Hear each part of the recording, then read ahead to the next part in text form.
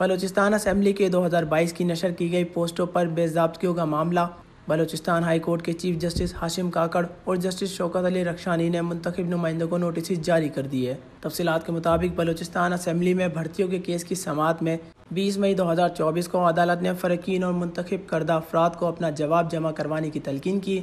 عدالت میں پیش کیے گئے ثبوت میں واضح کیا گیا کہ اسمبلی میں موجود سابق اسپیکر اسمبلی اور دیگر افسران نے بدعنوانی اور جانبداری کی بنیاد پر یہ تقرریاں کروائی۔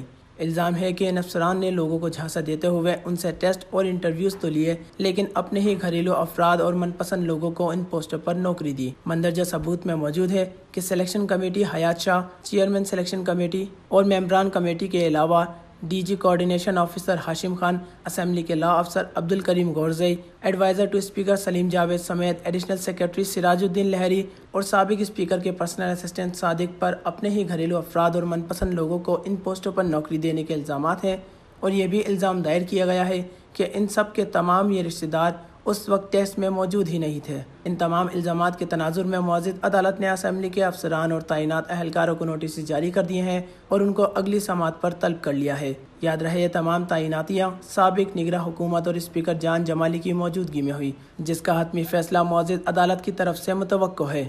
Wash news, Quetta, Balochistan.